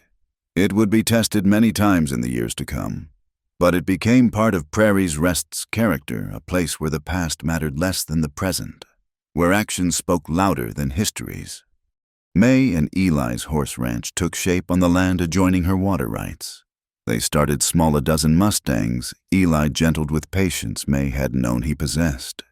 Watching him work with the horses, she saw a different side of her husband, gentle, intuitive, endlessly patient. "You're good at this," she told him one evening as they watched the horses graze. "They're like me," he explained. "Wild things learning to trust. Just takes time and consistency." "And sugar cubes," she added, producing a handful from her pocket. "Those helped too." The ranch grew, gaining a reputation for quality horses trained with methods considered revolutionary for the time. No breaking, no forcing, just patient partnership between human and horse. Cowboys came from 3 territories away to buy an Eli Carver horse. But May wasn't content to just watch. She learned to ride properly, not just the utilitarian skills she'd had before, but real horsemanship. Eli taught her to read the animals, to move with them instead of just on them. "You're a natural," he told her after a particularly good session. "I have a good teacher." she replied, then added with a grin, "Even if he is overly cautious about letting me try the more spirited horses. You nearly got thrown last week." Nearly doesn't count. But she kissed him to take the sting out of the teasing. They weren't the only ones building new lives. Nora expanded her saloon into a respectable hotel. The Chen family opened a restaurant that served both Chinese and American food. Deputy now Sheriff Bozeman married the schoolteacher, and Thomas Redbird started a freight company that employed both native and white drivers. One crisp autumn evening, May found Eli standing by Tom's grave, hat in hand. "Paying respects," she asked, linking her arm through his. "Thanking him, I guess, for having such a stubborn widow." He glanced at her. "That came out wrong." "No, I think Tom would have appreciated it." She leaned into his warmth. "I talk to him sometimes too. Tell him about the town, the ranch, about us." "What do you tell him about us?" "That I'm happy, that you make me laugh, that we're building something good here." She paused. "That I'll always love him, but that doesn't mean I love you less. Hearts don't work that way." Eli pulled her closer. "No, they don't." As they walked back toward town, the setting sun painted the prairie in shades of gold and amber. Prairie's Rest spread before them larger now, more prosperous, but still recognizable as the place that had brought them together. "Any regrets?" May asked. "Just one," Eli admitted, when she looked alarmed. He continued, "I regret it took getting forced into marriage for me to stop running. Could have saved myself a lot of miles and misery if I'd figured out sooner that standing still in the right place beats moving in the wrong direction." Philosophy from a horse trainer. Horses teach you things, mostly patience, but sometimes wisdom sneaks in too. They reached their house expanded now to accommodate their growing business and paused on the porch. Inside, dinner waited, along with ledgers to review and plans to make. Tomorrow would bring its own challenges, its own opportunities. But tonight, Eli and May Carver stood together, looking out over the town they'd helped save and the life they'd chosen to build. The brooding cowboy had found his home.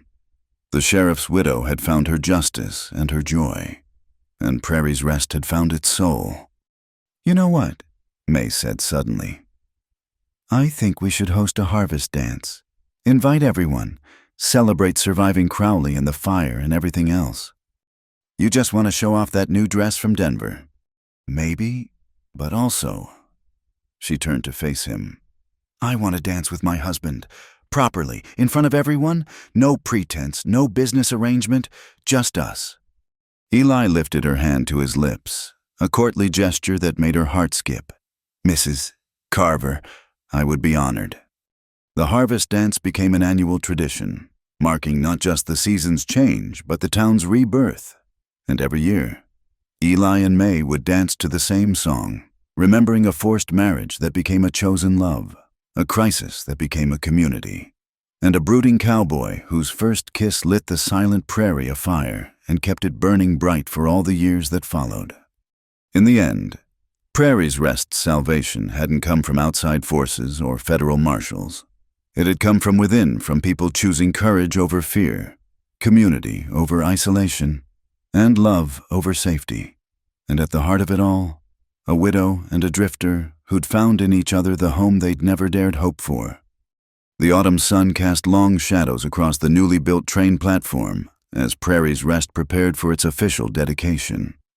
May adjusted the frame holding Tom's cracked sheriff's badge, now displayed prominently in the general store's window, a reminder of justice served and prices paid. Through the glass, she watched Eli leading a string of yearlings from their ranch, their coats gleaming like polished copper in the afternoon light. "Proud day for the town," Nora said, joining her at the window. She wore her finest dress, looking every inch the successful businesswoman she'd become. "Who'd have thought a year ago we'd be here?" "Tom did," May replied softly. "He always believed Prairie's Rest could be something special. He just didn't live to see it." The dedication ceremony drew folks from 3 counties away.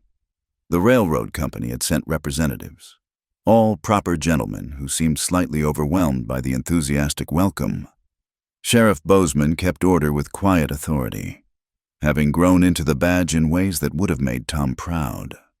Eli tied off the horses and made his way to May's side, his hand finding hers with the ease of long practice. He'd filled out some in the past months, good food and steady work replacing the lean hunger of his drifting days. "Ready for your speech?" he asked. May grimaced. "I'd rather face down another dozen of Crowley's gunmen." "You'll do fine. Just speak from the heart." When the time came, May stood before the crowd, looking out at faces both familiar and new. The words she'd prepared fled her mind, replaced by something simpler, truer. "A year ago, this town nearly died," she began. "Drought, violence, and greed had us by the throat, but we fought back, not with guns, though we used those when we had to, but with something stronger. We fought with community, with trust, with the radical idea that neighbors should help neighbors, that justice matters more than profit, that redemption is possible for anyone willing to work for it." She paused, finding Eli's eyes in the crowd. "Prairie's Rest gave me a second chance at life when I thought I'd lost everything. It gave all of us that chance. Now, with this railroad, with the water compact we've established, with the businesses thriving and new families arriving daily, we have a choice. We can become like every other boomtown, chase the money until it runs out and leaves us hollow. Or we can remember who we are and why we fought." Preacher Whitcomb, now working as a carpenter and lay minister, called out, "Amen to that." Laughter rippled through the crowd as May continued. "So I propose we make it official. Written into the town charter, Prairie's Rest stands for second chances, fair dealing, and the principle that water-like justice should flow to all who need it, not just those who can pay the most." The vote was unanimous. Later, as the celebration continued with music and dancing, Eli found himself watching May work the crowd, shaking hands, kissing babies, settling minor disputes with the natural authority she'd grown into. She'd kept her promise to dance with him properly, and they'd waltz to fiddle music while the whole town watched and approved. "She's something, isn't she?" Thomas appeared at his elbow, offering a cup of cider. "That she is," Eli agreed. "You know there's been talk about you two running for territorial positions, her for the legislature, you for stock commissioner." Eli nearly choked on his cider. "Politics not likely." "Think about it. Changes are coming whether we guide them or not. Better to have good people in position to shape what happens." Before Eli could respond, a commotion near the platform drew their attention. A group of riders had arrived, hard-looking men who didn't fit the celebration's mood. Their leader, a scarred man with cold eyes, dismounted and approached Sheriff Bozeman. "Looking for someone," the man said, voice carrying in the sudden quiet. "Eli Carver. Heard he might be in these parts." May materialized at Eli's side as he stepped forward. "I'm Carver. What's this about?" The scarred man studied him. "Jake Morrison. Last time I saw you, you were riding out of Deadwood with the Colton gang. Left some unfinished business." The crowd tensed. This was exactly what some had feared when they'd voted for the redemption policy the past coming to call. Eli felt May's hand grip his arm, not in fear but in support. "That was 3 years ago," Eli said evenly. "Different life. I've got no business with the Colton gang or anyone else from those days." "See, that's where you're wrong." Morrison's hand hovered near his gun. "You rode out before the split. Colton always figured you took more than your share. He wants to discuss it, personal-like." "Colton's dead," Eli said flatly. "Hanged in Montana last spring. So whatever debt you think exists died with him." Morrison's eyes narrowed. "Maybe so, but there's others who remember, who think a man who turned his back on the gang might turn his back on other things, maybe even turn informant." "That's enough." Sheriff Bozeman stepped between them, steady and calm. "Mr. Morrison, Prairie's Rest has laws. You want to talk to someone. You do it peaceful. You want more than talk. You ride on. This ain't your concern, Sheriff. Everything in my town is my concern. Bozeman's hand rested on his pistol. Mister, Carver's a respected businessman here. Has been for over a year. Whatever he was before, that's done. That's our law one chance to make good. He's made good. The crowd murmured agreement. Closing ranks subtly behind their sheriff, Morrison found himself facing not just one man's gun, but a community's resolve. "This how it is?" Morrison asked Eli directly. "Hiding behind shopkeepers and farmers." "This is how it is," Eli confirmed. "I'm not hiding. I'm home. And if you've got legitimate business, we can discuss it in the sheriff's office with witnesses. Otherwise, like the man said, right on." For a moment, violence hung in the air like smoke. Then Morrison laughed, harsh and brief. "Maybe Colton was wrong about you. Maybe you really have gone soft." He mounted his horse. "But there's others won't see it that way. Watch your back. Carver, past has a way of catching up." They rode out, leaving dust and unease in their wake. The celebration tried to resume, but the energy had shifted. Eli found himself the center of concerned looks and whispered conversations. "Inside," May said quietly, guiding him to the store. In their private quarters, she turned on him. "Why didn't you tell me there might be others looking for you?" "I didn't know. Thought that was all dead and buried with Colton." He slumped into a chair. Maybe Morrison's right. Maybe the past always catches up. "Stop that!" May knelt beside him, taking his hands. "You're not that man anymore. The whole town knows it. I know it. But what if more come? What if—" "Then we'll face them. Together. Like we've faced everything else." Her green eyes sparked with determination. "You think Tom didn't have men from his past show up rangers he'd served with who'd gone bad? Criminals he'd arrested who got out? It's part of life out here." A knock interrupted them. Nora entered, followed by Tomas, the Chen family, and half a dozen others, the core of Prairie's Rest's community. "We've been talking," Nora announced. "About Morrison and his threats." "It's my problem," Eli began, but she cut him off. "No, it's not. You're one of us now.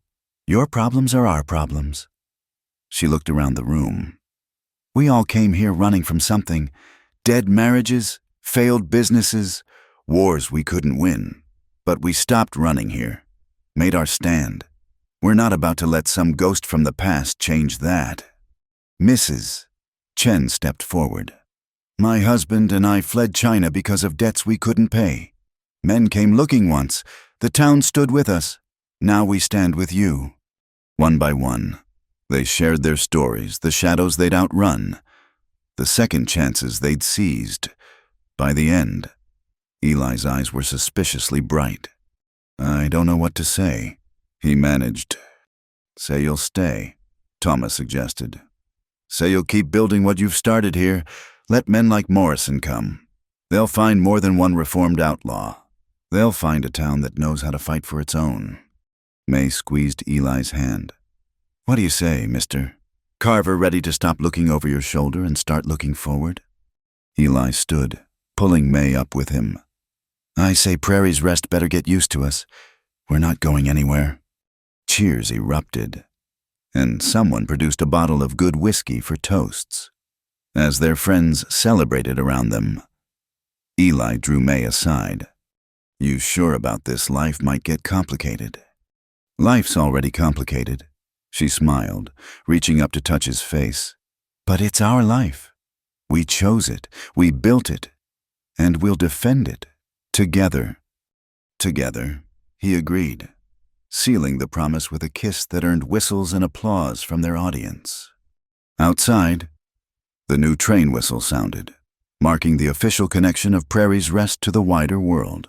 But inside the general store, surrounded by friends who'd become family, Eli and May Carver knew they'd already found everything they needed. The next morning brought a light frost and news that would test their resolve. A telegram arrived from the territorial governor. The water compact Prairie's Rest had pioneered was being considered as a model for the entire territory. They wanted May to come to the capital, to testify before the legislature. "It's Tom's dream," she said, staring at the telegram. "Fair water rights for everyone, not just the wealthy, but it means leaving for weeks, maybe months." "Then we go," Eli said simply. "We? You think I'm letting you walk into a nest of politicians alone besides?" He grinned. "Someone needs to make sure you don't shoot anyone who annoys you." "I haven't shot anyone in months," she protested. "Let's keep that streak going." As they prepared for the journey, Prairie's Rest buzzed with pride. Their little town, born from conflict and tempered by fire, was showing the territory a better way forward. The railroad brought prosperity, but the water compact would bring justice. The morning of their departure, half the town gathered to see them off. Sheriff Bozeman promised to keep watch for any more unwelcome visitors from Eli's past. Nora would manage the store. Thomas would oversee the horse ranch. "Don't worry," Preacher Whitcomb said, now sporting calluses instead of soft hands. "We'll keep the home fires burning.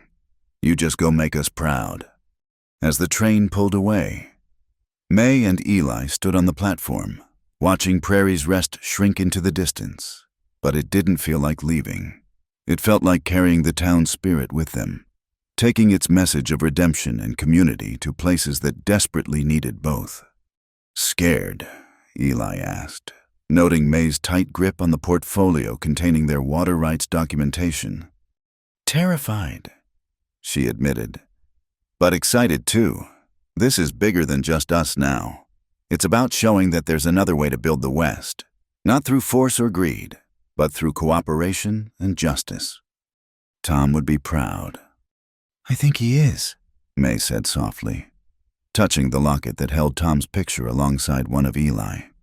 "Wherever he is, I think he's glad we found each other, glad we're continuing his work." The train whistled, carrying them toward new challenges and opportunities. But Prairie's Rest remained with them in their hearts, in their purpose, in the love they'd found amid struggle and loss. Behind them, the town continued its daily rhythm. Children attended the new school, businesses thrived, the water flowed freely to all who needed it, and in the general store window, a cracked sheriff's badge caught the morning light, reminding all who passed that justice, though sometimes bent, could never truly be broken.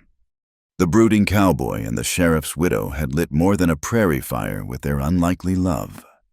They'd lit a beacon of hope that would shine across the territory and beyond, proving that even in the harshest lands, with the right people standing together, anything was possible.